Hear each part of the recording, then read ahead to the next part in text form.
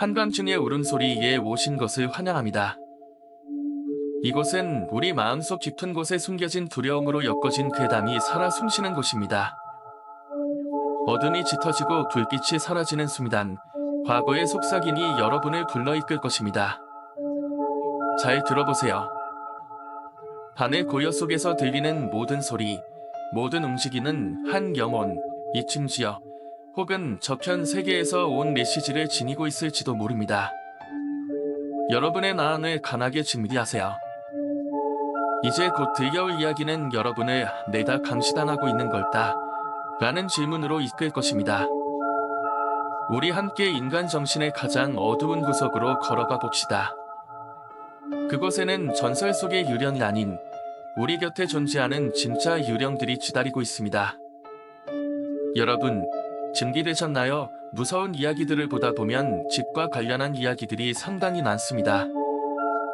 특히 새롭게 이사를 간 집에서 기이한 일을 경험하거나 이로 인해 귀신에게 시달리고 집을 이사해야 하는 경우도 종종 있는데요.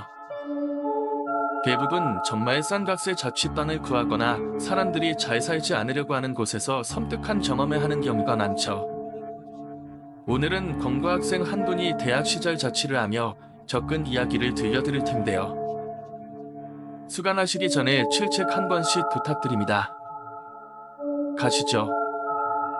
제가 대학 시절 자취방 근처에서 일어났던 일들을 이야기해 드리고자 합니다. 당시에는 너무나 무서웠던 경험이었기에 감각이 묻어진 지금에서야 이야기를 꺼냅니다. 저는 당시 미대를 준비하던 재수생이었는데 질에 피해를 끼치고 싶지 않은 마음에 모 대학의 상경계열에 입학하게 되었습니다.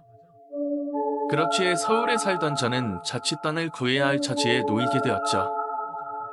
그러나 타 신입생들보다 다 늦게 입학한 터라 자취방을 구하는 데에는 어려움이 생겼습니다. 다행히 오랜 시간 동안 자취방을 찾아보던 도중 운이 좋게도 마침 학교 후문에 있는 원룸에 방이 든 것을 알게 되었죠. 대학가와 자취방에 모여있는 전문과 다르게 유동 인구가 극도로 적은 후문에 위치한 건물이라는 점이 걸렸지만 너무나도 좋은 위치와 나쁘지 않은 시설 때문에 재학을 진행했고 인생 첫 자취를 시작하게 되었습니다. 그러나 앞서 언급했듯이 원룸의 시설은 분명 상당히 깔끔하고 좋았으나 특이한 점들이 있었는데 그건 바로 주변 분위기가 굉장히 꺼림칙하다는 겁니다.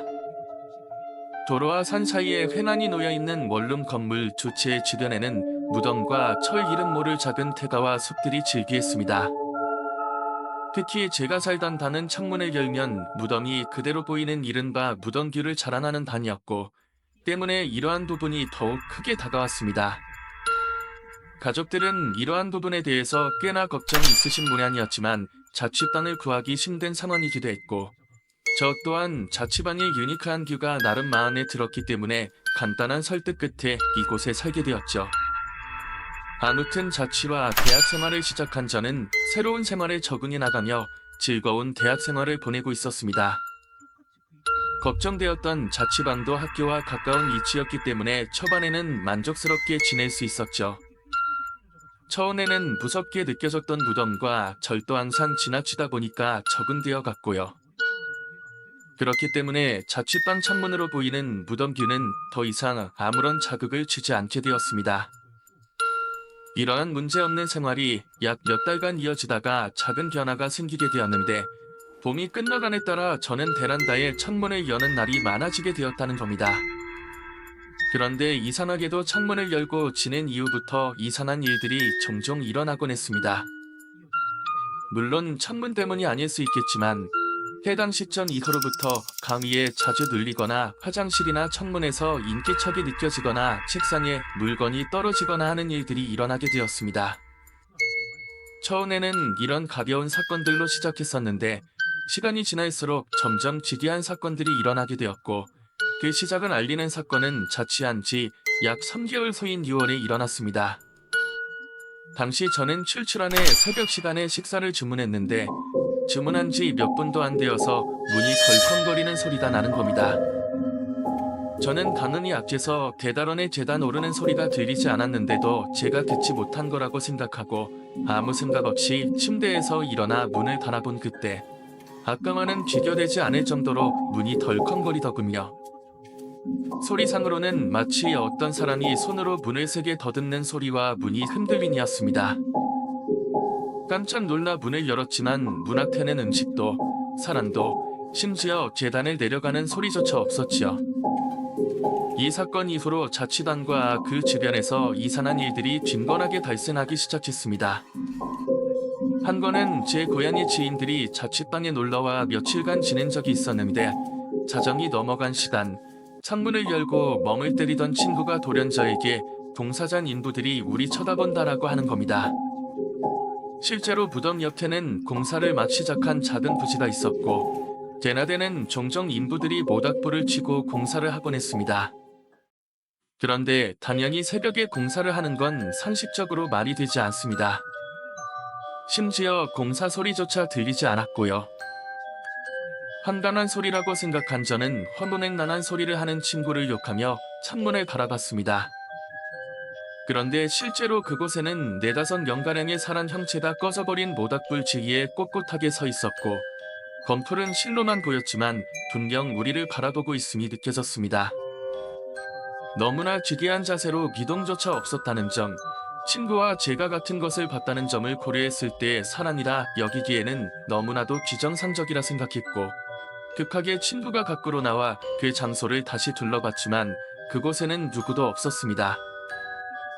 이외에도 집이나 집 근처에서 환청이나 환각을 보는 등 기괴한 일들이 계속되자 저는 슬슬 제 단이 공포스럽게 느껴지기 시작했습니다.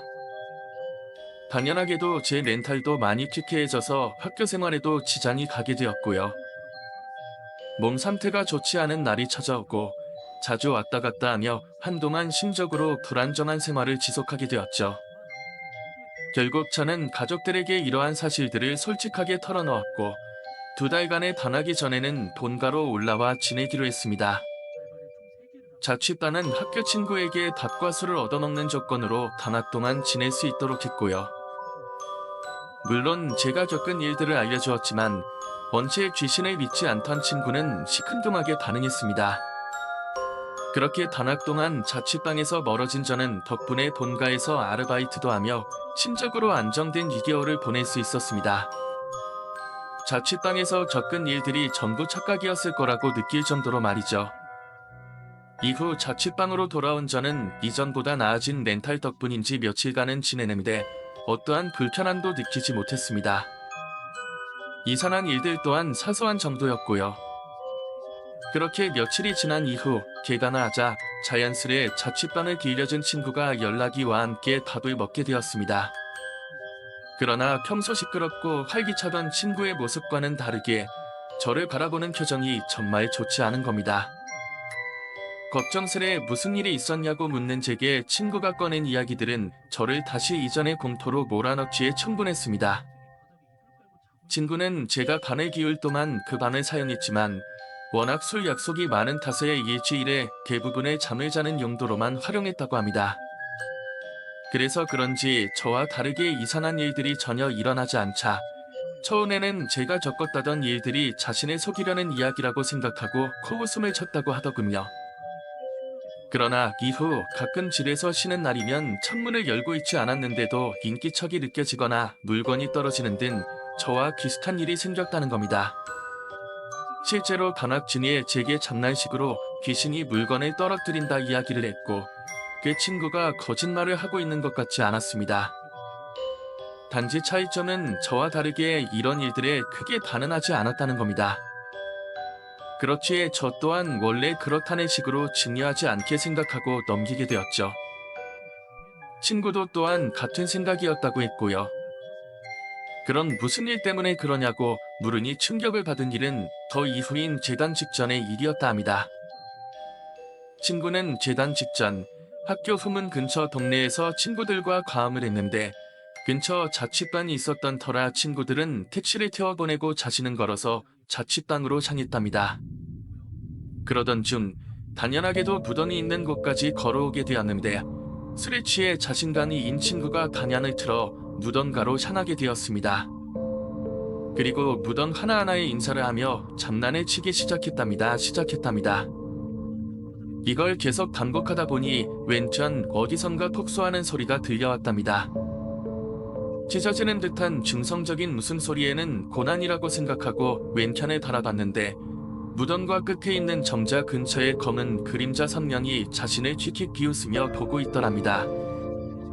그 형체는 말없이 그를 바라봤는데 기억하기로는 쥐가 제각각인 그림자 서너 개가 부자연스럽게 손으로 입 근처를 휘저으며 자신을 기웃고 있었다고 합니다. 특히 그중 가운데에서 가장 크게 자신을 보고 웃던 형체가 있었는데 키가 가장 작고 어깨까지 내려오는 산발의 머리를 하고 있던 그 형체는 다른 이들과 다르게 눈을 동그랗게 뜨고 쳐다봤다고 하더군요. 그가 본 것은 서너 명의 형체와 두 개의 눈동자였다 생이겠죠. 무언가 잘못되었다는 걸 느낀 그는 몸을 돌려 무덤가의 입구로 시선을 옮겼는데 이상하게도 입구 근처가 하늘 끝까지 까맣게 겨내서 아무것도 보이지 않았답니다. 이에는 무덤들을 지나치며 무덤가의 맨 위로 도망쳐 올라갔다고 하더군요. 그러자 무덤 앞 작은 산과 연결된 돌계단이 보이더랍니다.